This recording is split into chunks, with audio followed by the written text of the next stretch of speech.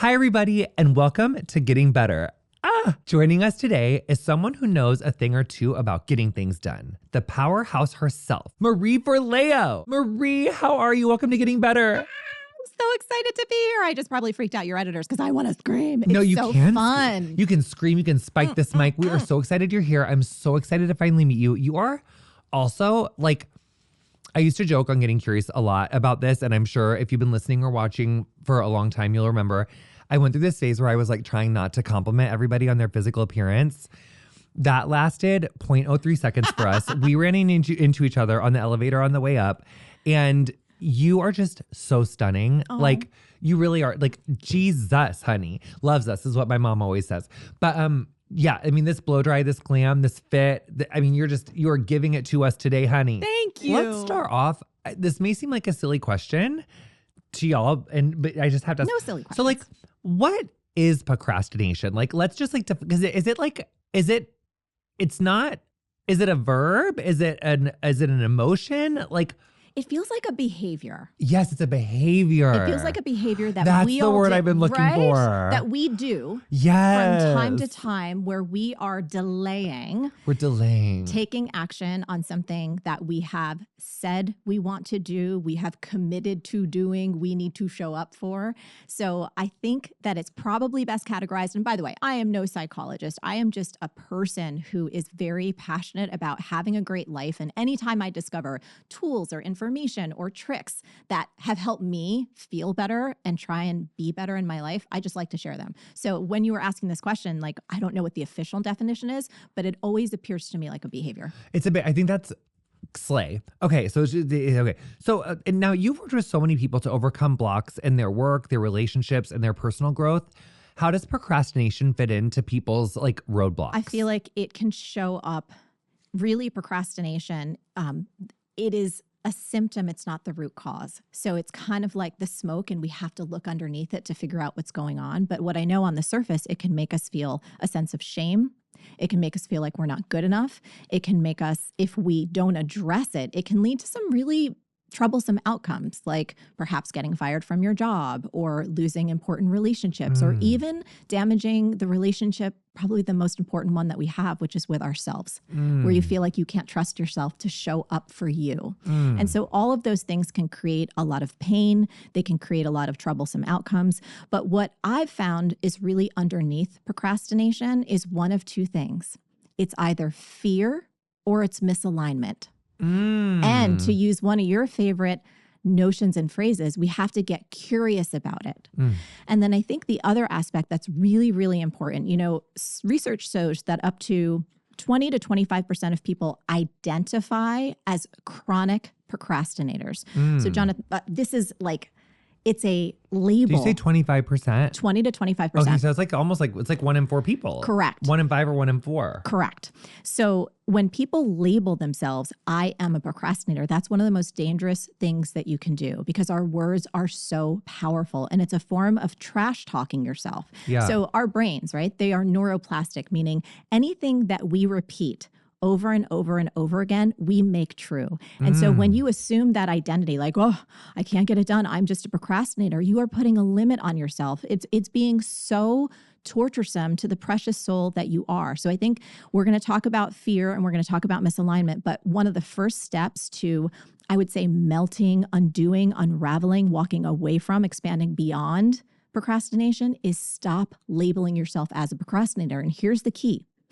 No one procrastinates 100% of the time. If you're not a procrastinator 100% of the time, do not label yourself as such because it is destructive, it is limiting, and it's not serving you. Don't say it in your mind. Stop with that inner monologue and stop saying it out loud too. So that's step number one. Then I want to go to, and then we'll address your question, the fear versus the misalignment. Those are the only two things that are going on. You are either afraid of moving forward and taking an action because it might be fear that you're not good enough and you won't be able to do it. You don't know how to do it, which, by the way, there's a book called Everything is Figureoutable, and it's really good. It will help you take that mantra on. It could be a fear of judgment. Like if you do it and you're not that good, people are going to judge you. or they're going to criticize you, or somehow you'll fail and feel even worse. It could be a fear of success. What happens if I actually do this thing and oh my goodness, I get all of this attention or this more fame and I'm not able to handle it? It's going to destroy my relationships. So there's so many other iterations of fear that can be underneath there, but fear is often that one big bucket that can stop us. But the other one, and the one I think is so much more interesting, and we can peel into this, I got some stories for you, is actually misalignment. And what does that mean? Misalignment means you actually don't want to do the thing. You might be a people pleaser. You might have overcommitted. You might think you should do something because you've been conditioned to believe that everyone who's going to reach a certain level of success or reach societal standards must be doing X, Y, or Z, but your soul doesn't want to. Or it could be a circumstance where, and I've got a great story on this one, you've said yes to something, but it's really a no. It's a soul level no. You know, before I was with my partner who I'm with now, Josh, we just celebrated 22 years together. I know. Like crazy. Congratulations. Thank you. He's an amazing human. Prior to meeting him as a super young, and I think I was like maybe 23, I got engaged to be married. And it was to a nice dude. He was cute. He was sweet. But every time it came up, we were like, hey, let's set a date. Hey, let's start planning. Hey, let's do all these things. I cannot tell you how much my body was a no. And I'm someone who, when I want something, I'm like, I'm going to move heaven and earth to make that shit happen, right? Yeah. I could not do it. I could not bring myself to do it. And I didn't realize at that time it was because I really didn't want to. And it was my intuition and my soul helping me avoid what would have been an even more painful mistake than just breaking off the engagement. And I've done this in business too. Let me tell you a business story. Please. Because all different contexts. So I remember this one time we were about to do a deal. So I've been doing my business for 25 years now. And it was early on, and there was someone who was like quite famous that we wanted to do a deal together. And this particular person had a very big audience, and I knew that a collab was going to be awesome for both of us. And I was really excited. And my team and I, we are go-getters. Like, we get shit done. And there was this contract just sitting and hanging out that we were not signing. And it was like, this is weird. Like, why can't we move ahead with this thing? Why is this thing just collecting dust? So then what happened? This particular person called me. It was one of the most upsetting conversations of my life. They like railed into me, misinterpreted about, they were off the fucking hook, like unhinged.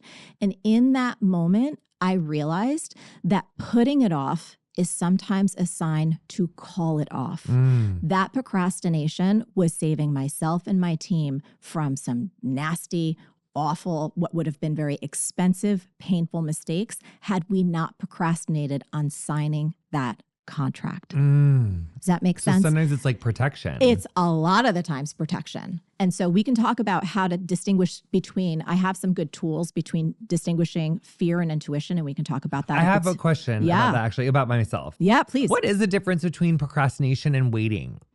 Oh, I feel like waiting is just, it's an inner experience. Like if you're waiting to do something and it's joyful for you and you're at peace and you are rooted and grounded, amazing. It's like the presence or absence of like guilt or shame while the waiting is happening. Absolutely. We have to wait all the time in life for different things. I think procrastination is when you have that mental inner dialogue. I should be. Yes. I should be. I had a good friend who told me this one thing that really, just stick with us, you guys. We're doing a recap. So she told me that like should is like a version of shaming. Yes. It's like when you say you should do this or like I should do, it's like you're shaming. So she's like, don't should, like shoulding is a version of shaming. Yourself. Yes. Yeah. So I always thought that was interesting. Does that, like, we feel like we align with that? I absolutely 100%. And I think it's so much about our inner experience, right? It really is. Because if you know you need to do something, it's almost like you have to have a very mature but loving relationship with yourself. It's like you're either going to do it right now and start moving on it, and we'll talk about solutions in a little while, or just let yourself off the hook and watch White Lotus or do whatever else you're going to do until you're ready to take that action. Does procrastination like tend to like, is like a youngest child thing, an only child thing, like a grandparents thing, women, men, non-binary people? All of us. I feel like it hits all of us, and it comes up in different seasons and stages of our lives, depending on what's happening. You know, some of us experienced it while we were in school, and you're like, oh, I don't like this subject matter. I need to do this or that and the other thing. There might be other stages or seasons of our lives where we're overwhelmed because we have so many things going on, and inwardly we're starting to kind of crack and crumble and can't take anymore. It even shows up for and this is often, very high achievers and perfectionists, which, hello, that's always something for me that I'm constantly working on. You know what one just came up for me, not to like derail again, but my ADHD it's like food. Like I just on like getting a better relationship with food. Like I remember the only times where I would really feel like, I really need to get ahead of this. Trigger warning if you have like binge eating disorder. But like the only time where I would ever really feel like I could, like, it would be like after a binge. Then I'd be like, God, I really need to like do something about this. I don't want to keep just like having coffee all day long and then like binging on like 19 dinners from like 5 o'clock at night until the time I go to bed. Like it was just such an unhealthy relationship with food. And it wasn't until I was like, I can't do this anymore. And then I got help. I got like on my little I got on GLP-1. And then for the first time in my whole adult life, like food noise nor binging is like running my brain like for the last like, and it really was like, it just like fucking changed my life. Like it really did. That's a miracle. But I mean, for my whole adult life, like but I really should get on top of this. And then every time I did try to get on top of it, it took like every fiber of my mental being, like to learn how to like cook, to learn how to fucking sit, like it just, because I mean, I've done it without the GLP-1s before, and it took so much brain power. Yeah. And on this medication, it doesn't. I'm like, so happy for you. It's so much easier. It's just like such a thing. But I think that's another area where like procrastination like really did, because even when I was researching for this episode, to be honest, I would like, and even in my prep, I felt the need to say like, well, like I struggle with it, but I was like, I don't really. I do, but I do. We all do. Yeah, from time to time. Yeah, I think that's like it's just like an interesting, and it's interesting how much shame comes up when you even think or talk about procrastination. And I think going back to the phrase, it's like, get curious about it. What's this about? Am I afraid to tackle this? Do I not feel like I can achieve whatever the opposite, overcoming a particular challenge? Is there a misalignment here? I think having that internal dialogue and being really gentle with yourself and coming from that place of curiosity is a really powerful first step, rather than assuming you're broken, because you are not broken. You are not weak. This is not your fault. So much, again, when procrastination, if it's rooted in some form of fear, that's your brain trying to protect you. If you're afraid of potential failure, or that taking a next step could possibly be painful or hurt you or hurt someone that you love, look at that as a beautiful thing, right? It's a self-protective mechanism. But if you can slow down enough and get curious and really try and get specific about what it's about, that can help you have that honesty arise about taking a next step. That makes sense. That's making sense. So I feel like I have a good understanding, like what is procrastination. I definitely know how it's showing up in my life, but it doesn't just affect the person who has procrastination. It also affects our friendships, our relationships, romantic, platonic friendships, even like work dynamics. Yes. Like, how does procrastination show up in our lives in ways, or like the consequences of it that we may not even like recognize? Think of? Yeah. And I think that's very contextual, for work, for instance, if you procrastinate and don't get a handle on it, or don't get some support or some help, or reach out and create structures to have some help with that, it could get you fired. As a boss and as someone who has employed, like at times in our company, we've had 40 plus full-time employees. And when a person just consistently doesn't show up and contribute on deadline, you're like, I cannot keep paying you, and it's painful for us as leaders, and it's painful for them as well, because I'm sure it doesn't feel good. I think that in our friendships and in our kind of more intimate relationships, it can be really challenging because, I know with myself and Josh, my partner, you divide and conquer sometimes, and you're counting on your partner to do certain things or show up in a particular way and get things done by a particular date, whether it's pay the bills, book a trip, all the different things that we can do. And so I think it could create a lot of tension and a lot of pain. And then I think, we mentioned this before, but one of the most important relationships any of us have is the relationship with ourselves. And when this is a chronic problem, you start to feel like you can't trust you. Like you're not showing up for you consistently. And that, of course, is going to have a spillover effect on every other relationship that you have. If someone we love, we notice is like really at a procrastination station. Yes. is there ever a way that you can like change that, or do we just have to like accept people where they are? I think it's maybe a little bit of both, and it does have to do with context and like how close are you? Like how tight are you with this person? You know what I mean? Like if it was me and Josh, for instance, and I noticed him in pain, obviously we're so intimate that I'm going to approach him with so much love and so much compassion and be like, hey, babe, let me know if I got this right. It seems like you might be stressed about X, Y, or Z. Do you want to talk about it? Can we talk about it? Not accusing him, but approaching it with so much empathy. I think if you are a boss or it's a work situation and it's just a team member who seems to be not meeting their goals, rather than getting angry with them or necessarily taking it to a manager, why not approach them and say, hey, can we have a talk? You know, I might be totally off here, but I've noticed X, Y, or Z. I just want to know how we can clean this up because it's impacting all of our workflow. Let's have a discussion. I want to hear what's happening for you. I really think so much of this is in how you approach people. And I know because I've been on the receiving end of different people in my life who are procrastinators, and it makes me want to pull my freaking hair out. You know what I mean? You're like, how are you late again? How is this not happening? You know, and I can go through all of those things. But in my own life, I've never found that approaching a conversation from that space of frustration, it's not going to be good for me, them, or our relationship. So I think you have to tread lightly. But you said something that I think is really important for all of us to remember. This is a saying from my best friend, Chris. She's like, the only time you can change people is when they're in diapers. Right? So if someone's got their thing going on, for me, and this is my personal approach, I just try to pour love onto them.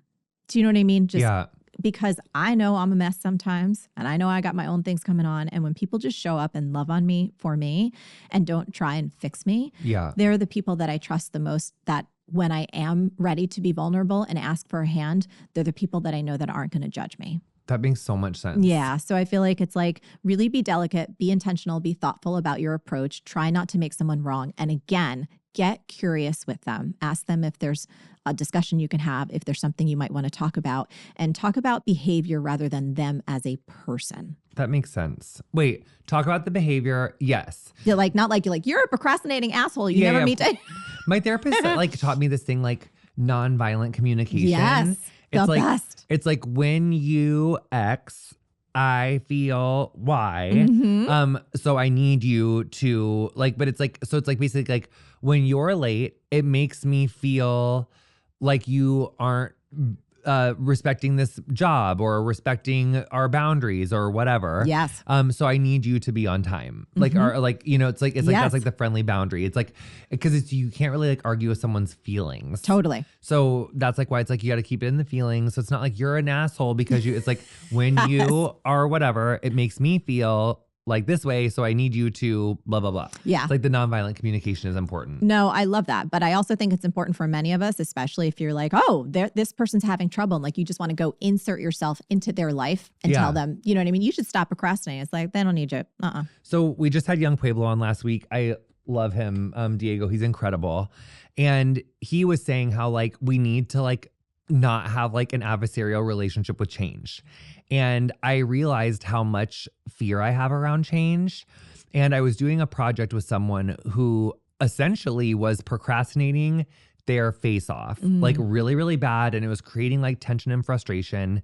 And essentially this person was like, I just don't feel aligned with this. Like, that's not exactly what they said. Like they said it in a different way. But what I was deducing is like, it's not the project for them. And I felt like, oh my God, what does this mean about me? Am I not like fun? Am I not like fun to work with? Like, is this like, what does it mean? And then I was like, and when it happened, I did get to a place of like, oh my gosh, I want that person to like do things that they want to do. And I want to be like doing things with people who do want to be doing this. And then also it brought up a lot for me of like, maybe this is something that like I actually have within me to accomplish and I don't need like someone to hold my hand, and like I do have it in me, and maybe it makes the timeline longer and maybe it doesn't happen as fast, but let me just trust that like that's like what's right for the universe. So all that to say, like I thought I handled that particular situation well, but I just realized how procrastination in someone else was actually in retrospect like a misalignment. Yes. You know? And it turned out to be potentially a gift for you. Totally. Right? And it was about them, not about you. And also in retrospect, I realized how it was just like the change, like the presence of change is what was kind of like scaring me. So what would you say to someone who is maybe listening to this or watching this and they're identifying things in their life where like, okay, maybe I'm not aligned with this and I don't want to do this. Yes. Or maybe someone is going to be on the receiving end of that conversation. Yes. How can we like take, because you were saying the no train earlier. Yes. And I'm like scared of no's. Like, you know, it's like, it's scary. Like, I can't wait to work on this with you. This is going to be so fun. Well, so how can, what's your advice for people like to, you know, to bring up those conversations, like have those conversations, like deliver the news, receive the news better? Okay, great. I love this. First of all, I think checking in with someone, is this a good time to talk, or making an appointment? I know that sounds pretty perfunctory, but it is Can actually. I say something about that though? Yeah. I fucking hate the appointment thing. What do you mean? Like if I didn't like know, if it's someone who I really know well, Yes. and I've been like, if it's like my husband or like someone who I work with, and like they're making an appointment, like I know there is something the matter. Oh wait, hold on one second. It's only, let me drive this back and make it just a little more relatable. Is now a good time to talk? That I love. That's all I'm talking about. But then once it's the appointment, then I'm like, No, that's going to strike the fear of terror in they're quitting. Yes. Or like, are you breaking up with me? Is it over? God. Yes. No. But is this a good time to talk? Because then I can be like, no. That's exactly right. But then it might be yes. Exactly. Yeah. Well, that's the whole point. And it depends on the context, right? So if it was a coworker and they're, we're here in New York City and they're in California, you're not just going to like roll up and be like, hey, by the way, this is like not aligned, and just drop a bomb on them. You might be like, can you talk at 3 p.m., whatever time? Does that make sense? So you just want to look at it contextually and set someone up to actually be able to receive whatever that communication is that you're about to deliver. Does that make sense? Yes. And then I think honesty is always the best policy. It's like, hey, I've been doing some thinking. I've realized that I'm procrastinating on this project. I'm not moving ahead. I realized I actually overextended myself. Or I said yes to this, and as we got into it, one of my other life mantras that saves me is clarity comes from engagement, not thought. As we started digging into this project, it really brought up a lot. I realized I can't bring to it what it deserves. And I'm going to need to step back. I know this might be upsetting. I know this might be shocking. I know we can work out the details, but I wanted to open up this conversation because you deserve better. Something like that. That was just kind of off the cuff, but it's about setting up the space so someone can actually listen to you and they're not like distracted by kids puking and the dog and all kinds of stuff. That's so nice. Oh, but it is still like, but I have been on like I have had people like do that like that nicely. Yeah. And you're still like just really disappointed. Of course, because you're human. We're all human. But it's the most respectful way, I feel. That's true. You know what I mean? To stay connected to someone and really acknowledge and appreciate, hey, this is going to be a hard conversation. That's always a nice phrase that I like to throw out. I often do that if I have to let anyone go, and it's really not easy. It literally, like, having those conversations, like, my heart like goes through my butt into my soul and like out my eyeballs. Yes. And like my palms sweat, and I fucking hate it. Me too. But we have to do it because we're getting better, and we want to be like full-hearted, open humans that treat each other with love and kindness and respect. And in my own experience, I prefer honesty. I prefer someone to come and show up and tell me what their experience is. And we can clean up the pieces later. But if they're doing that from that rootedness in love and respect for me, but this is their truth, kind of like what you said, well, I can't argue with their feelings. And I also don't want to be on a project with someone who's not like full the fuck in. You know what I mean? I want to be with someone who feels as passionate and energized and aligned as possible. And if it's not, it's like, hey, sure, I'm going to be disappointed, or maybe I'll take it personally for a few minutes. But ultimately, I'm going to respect that person for following their truth because it gives me more power to follow mine. So let's say that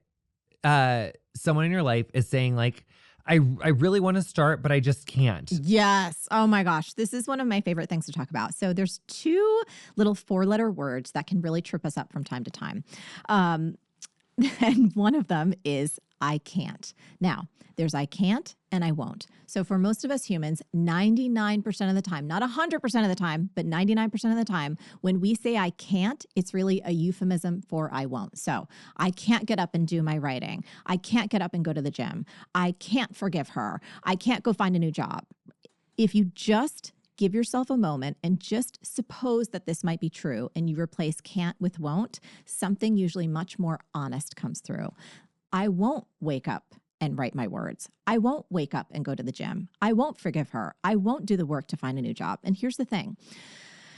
When we tell the truth about this, what's really awesome is that by being honest with ourselves, what it does is it frees us. It doesn't mean that we're lazy. It just means that we're honest. And once we're honest about what we're willing or not willing to do, we have the power back in our lives to start to make choices. So here's the thing. If you keep walking around saying that I can't do this and I can't do that, what does it do? It puts you in the position of feeling like a victim in your own life, as though there's some external authority that's holding you back, that's making sure that you can't move ahead in your life, and I can't, and I can't, and I can't. It makes you feel really weak. But once you start saying I won't, meaning I'm not willing to make the sacrifice, it's not that important to me right now, I just don't want to do the damn thing, all of a sudden you are back in a position of power. You have authority, you have agency, you're making choices. And it puts you in this position of taking full responsibility for your own experience of life. So the key here is to not really listen to what other people say about I can't, it's listen to yourself.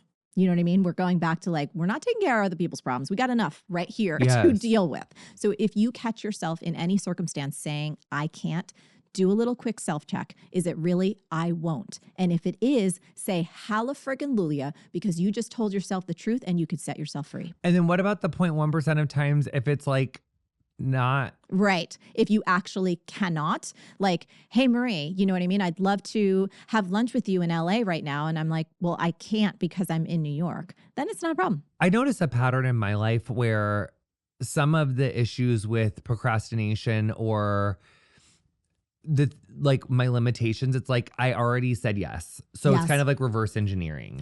You know, so it's like, how can we create habits that actually help us move forward instead of staying stuck in those same things? Yes. Okay, so there's a couple of things. One, this is a rule. Only say yes to that which you're willing to do joyfully. It's just make it a habit. You check in. This is like pressing pause, getting on the no train, at least immediately.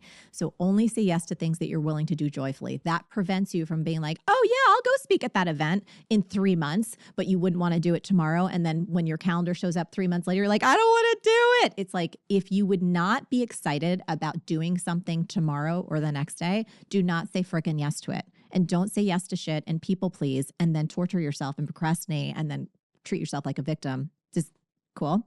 So only say yes to those things that you're willing to do joyfully. That's really important. Super important.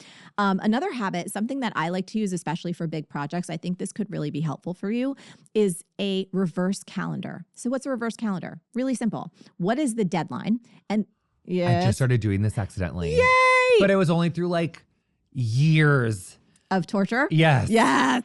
So most of us, again, that's how we learned. We're all here learning and growing and trying to get better. But a reverse calendar I have found is so, so, so critical. So if there is this big dream or big goal or big project that you are a full body yes to, then get that date in and start chunking yourself backwards. I literally just did it with the thing with the person who couldn't do it. And then the other thing, I literally just did that. Yes. And then your calendar becomes your best friend. And one of the things that most of us do, and this is especially for perfectionists, especially for overachievers, we radically underestimate the time it takes us to get shit done. So you need to start time blocking in that gorgeous little calendar, whatever calendar that you use. And I always like to tell people, give yourself more buffer. Like all of us need more, what I like to call white space in our life. We need time to play. We need time to rest. We need time to be, when I say bored, I mean not scrolling, but just in nature or allowing our subconscious to do its work to create those breakthrough ideas that will not come when we are exhausted. Yes. So a reverse calendar is a magical, magical tool. Give yourself more buffer. One of the other really important things is to really honor your most creative zones. Like, so you and I are alike in the way that I write my best in the mornings. Like early mornings to me are fucking It's my magic. best time. Oh, I love it so much. Me I love too. my coffee. Me too. I have my morning routine. Like it's Yes. just, it's magical. You're like Yes. closest to the soul. You're closest to all of the magic in the universe. But some people are night owls. And it's like, so you want to start constructing your life and building your calendar in a way that really works for your natural energetic flows. And again, a reverse calendar, you just kind of put all these little Lego pieces together and all of a sudden procrastination becomes less of an issue. But we got more strategies, but I'm going to toss it back to you. Yes, please. So So what does it mean? Because this is like a pattern. Yes. But I think I never do it, but I'm like looking at Chris in the sound booth, you guys, just off camera, because I'm like, maybe I do, maybe I don't. Like, I want to be like honest. I just can't tell. So like, for instance, Yes. I have a bunch of like stand-up that I'm doing right now. I'm on tour a lot and I love that I get to do that. But one thing that happens is like, I'll be like, okay, I know I need to like run my show and just like spend time with it when I'm not doing other things. But then instead of me doing that, my show's still really good. Don't worry about it. But instead of doing that, I keep saying like, I don't cancel the pod. I don't cancel the other things. So like, I just keep my schedule as it would have been. Mm-hmm. But so then like what will happen? Okay, let me say this in like a less specific way. Okay. So basically like tomorrow I'm overwhelmed and I want to cancel everything. Mm-hmm. Like I just want to like not do the shit that I committed to because I really want like white space so that I can actually like not / also I want like some of the time tomorrow to just like work on some other stuff. Yep. But I already committed to this other stuff. Uh-huh. So what does that mean? That just means that you're like a super passionate overachiever, way creative, multi-passionate. But we can't be like fucking last minute canceling on people. No, don't do that shit. You're better than that. Do not do what that. Is it? What do I really have to? What is it? What is it? Look, but you know this, but let this be. Sometimes we have to let a little bit of the pain and suffering that we cause ourselves. I've caused myself a lot in my life.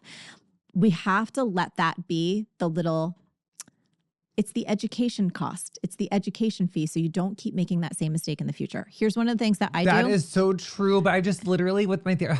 But what? like, Tell me. it's just that like, I've just been in this fucking like learning curve. Yes. Like with having to sit with the consequences for like years.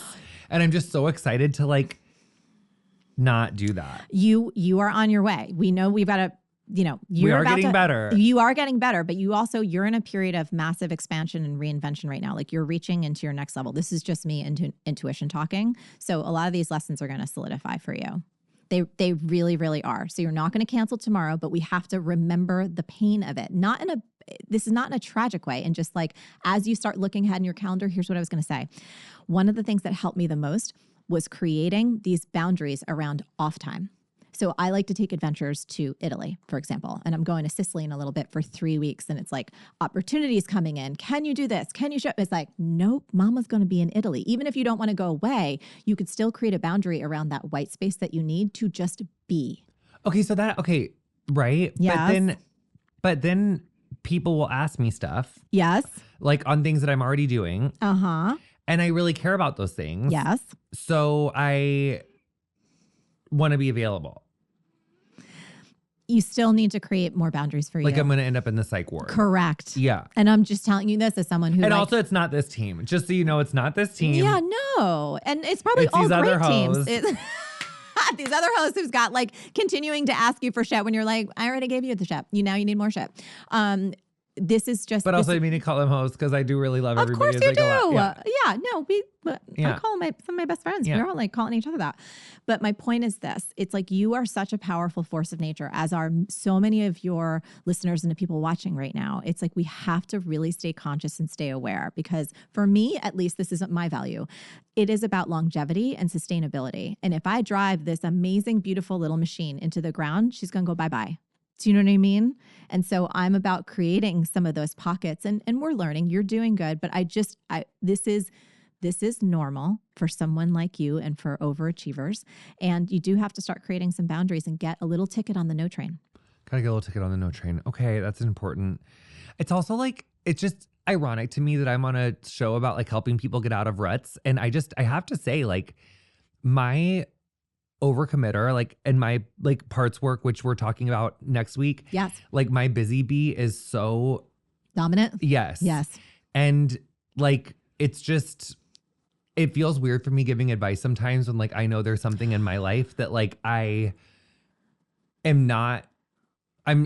been just uncomfortable. Like I've been stuck in certain ruts myself, but it's like, I am proud of us in Queer because I feel like we're open about like what our shit is too. Yes. And I was just going to say, if I may reflect, like, I don't hear you, at least in this conversation, my experience of you is not like you are giving advice from you're up on the mountain. We are exploring a conversation. Like I'm the first to raise my hand. It's like, I'm constantly looking at my own inner addictive patterns around productivity and overcommitting. And so this is a journey that we're all on together. And I think it's really fun to talk about these things and to be able to share, hey, here's what's working for me and here's what's not, or here's a tool that you can try, see how it works for you. Yes. So I just feel like the positioning is like, hey, this is something that many of us struggle with.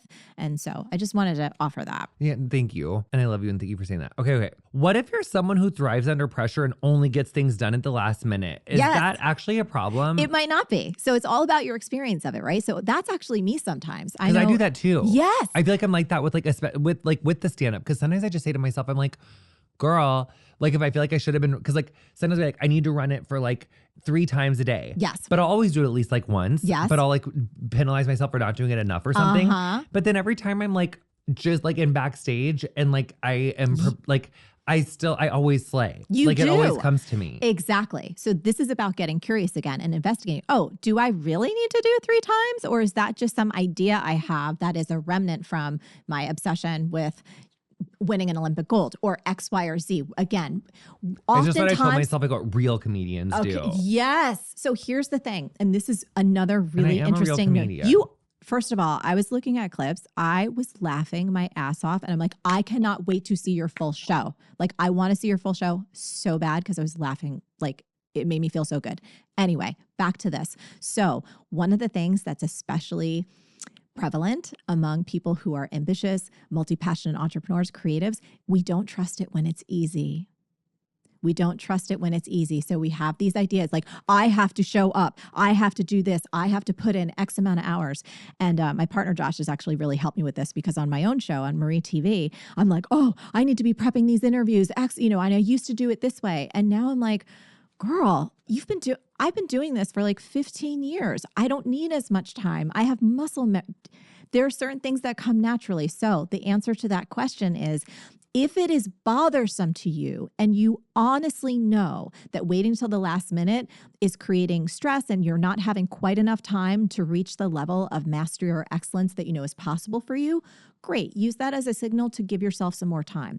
But if it's just a mental dialogue about how you should be doing something, let that shit go and let it be easy. And if you thrive under pressure in certain situations, fucking enjoy it. It's also really confusing with comedy, like not to keep talking about that, but it is because like, I feel like some shows I do thrive under pressure and it's like good. Yeah. And then there are other times, especially if it's like newer material, I'm like, that's your clue. I could have done that a little bit more. Okay, so maybe that's your clue. Maybe if it's, I've seen that for myself in terms of speaking engagements. Like if it is a talk that I'm very familiar with all the stories and you know what I mean? Yeah. Like I've done it a million times, I can be a little looser on stage and I don't have to spend all of that time like really getting every word into my bones. Yeah. But when it's new material, that is what creates the most anxiety in my body. Yes. And then I want to beat myself up the night before I'm in my hotel room. Like, why the fuck did I wait so long? Yes. Right? It's like that thing. Because I want to do a good job when I'm on stage and I want to give my best to the people. Yes. So that might be your indication. Yeah, that's totally what it is. It's just like how new the material is. That's so true. Yes. Which the show's new and that's kind of what I want to cancel tomorrow for because I feel like I haven't spent enough time with this material and now I'm going to be you might need to disappoint some people and that's okay. So I noticed with myself that like I love a magic bullet. I love like a one size fits all. It's not how problems get fixed, unfortunately. So can you give us 3 daily practices that can help us break the procrastination cycle and build momentum to a more productive, more fulfilled life? Yes. And this is one of the simplest things that any of us can do. And it's called the 10-minute morning rule. Step number 1, what I want you to do is decide your most important task, the one thing that if you could get that thing done or at least make some movement on it, you would move past that procrastination block and feel like a fucking rock star. So decide your most important task, but don't do it in the morning. I want you to do it the night before. So that's step number 1. Step number 2 is you are going to commit to in the morning doing that for just 10 minutes, not for 4 hours, not for 17 hours, but for just 10 minutes. You're going to commit to doing it and you're not going to have any distractions. It's going to be a distraction-free zone. We are going to create before we consume. So no looking at emails, no scrolling socials, no doing anything but that little 10-minute block. And then number 3, you're going to set yourself up for success. So let's say, for instance, the thing that you wanted to do, like you haven't been moving your body at all. And you're like, you know what? I'm going to do power walking around the goddamn block for 10 minutes. I'm going to put on my ankle weights. I'm going to fucking prancercise. You set up your little ankle weights the night before. You set up your shoes. You set up anything that you're going to do. And then you're going to do it just for 10 minutes. And when 10 minutes is up in the following morning, if you're like, damn, I'm in a flow and you can still go, great. But if not, just let yourself off the hook. So it's the 10-minute morning rule. Again, step 1, decide your most important task. You do it the night before. Don't leave it until the morning. Step 2, you're going to commit for 10 minutes only to do whatever that thing is, distraction free. And then step number 3, you're actually just going to do it. And if it feels good and you want to stay in flow, great. If not, you'll move past the procrastination. Because here's the thing. It's not about finishing. It's about starting. Once you break through that block, which is where most people procrastinate, they don't start. Once you start it, all the magic opens up. So it's like you don't even have to become attached to that thing. It's just starting. Correct. Because like the new thing will flow in. Absolutely. And you will have broken that kind of seal, right? That's like, I haven't started. And if you do it just 10 minutes in the morning, first of all, you feel like a champion because if you got it done first, you're not thinking about it all day. What if like someone isn't getting things done though?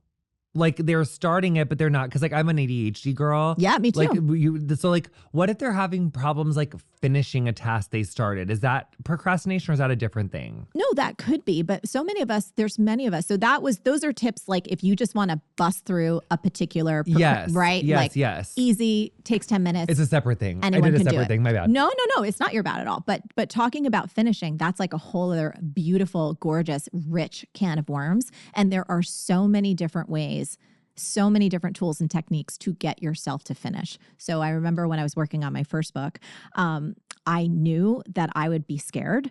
I knew that I would potentially get overwhelmed. I knew that I didn't have anyone to really show pages to because at that time it was like I was bartending and teaching dance and like who the hell was in my life that was a writer? So I hired a book coach. I knew I could write, but it was like showing up, paying money and having someone that I could hand pages to help me cross that finish line. Just like for you, showing up to group fitness. That was such a good way, but you found a way. I found a way. So there's many, many different ways to finish. It might be about partnering with a friend or someone that could help you finish and making a commitment. Sometimes I know that people have done this. I've never done this, but they have it's almost like an anti-charity trigger where if you don't get something done by a particular date, like you set an amount of money, it could be $5, it could be painful, like $10,000, that if you don't get it done, it's going to be donated to a cause that you do. Ooh. Yes. So there are all kinds of ouches, right. But you know what's interesting too, when I was even thinking about that, it's like, in those cases though, like it was still a full body yes. Yeah. You just needed like support getting there. Correct. Because the other thing could be that like, if you don't want to do those things, it could be that the other off ramp or strategy for getting a more fulfilled life is like the no train. Yes. And like you might have to just like, maybe you did already say yes, but you might have to be like, And I'm now actually I'm not gonna say aligned no. with that. I don't want to do it. That's right. That comes back to clarity comes from engagement, not thought. I am a person who learns experientially, and I also learn through my body. Like if I'm sitting on my couch, I might think something's a great idea, a partnership, doing a particular activity, taking up a hobby, starting a new aspect of my business. I've seen someone else do it. Wow, that looks really attractive. Maybe it's going to be a big impact and I'm going to have so much fun.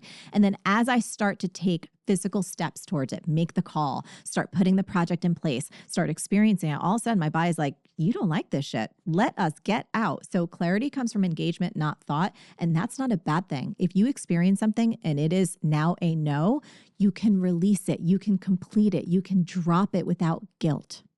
You don't have to finish shit that you don't really want to. Wow. Yeah. Wow. Wow. That's really resonating. Okay. Wow. Yeah. Yeah. Okay. So, oh my God, I'm like full crying. That's fine.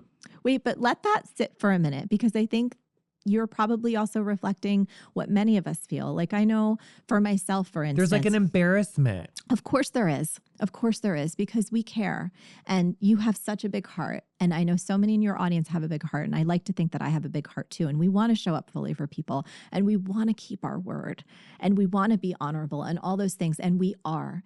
But there are some times when I think our ambitions and our dreams and our goals and our inner achiever gets the best of us. And there are times when we have to have enough wisdom and enough self-compassion to say that enough is enough. And sometimes it's not giving up, it's moving on. And we need to understand the difference because there are times in our life where it's not like we can't hack it or that we're not powerful enough or that we're not strong enough or that we're not good enough. It is that there is some part of our life that has become complete and we are ready to evolve beyond it. And we are ready to expand into something new. But in order to have that space, we need to let go of things from the past. And so there is a really big difference between giving up and moving on. And sometimes it's time for us to move on and be kind to ourselves and free the other people as well.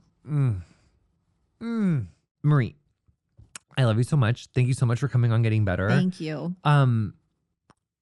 Also, you guys, this book, Everything is Figureoutable. It is available. Did you do the audiobook for it? Yes. Audiobook is available.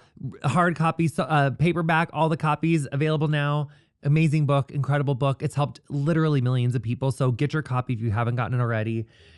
No spoilers, Marie, but is there like one thing from today or from your work that you hope people take from this conversation or your work, but no spoilers? So 2 things that I want to share. One is that mantra, everything is figureoutable. It saves my butt every single day when I find myself on my knees, depressed, anxious, not knowing what the hell's going on. I use that simple little phrase to retrain my brain and to find a sense of hope and creativity and ingenuity to get back up. Number 2, coming back to where we started this conversation, where I don't want anyone in the audience to label themselves as a procrastinator or anything in their lives that could be limiting or put a ceiling on their beautiful soul and their potential. Because here's what we need to remember. The most important words in the universe are the words that you say to yourself. Queen.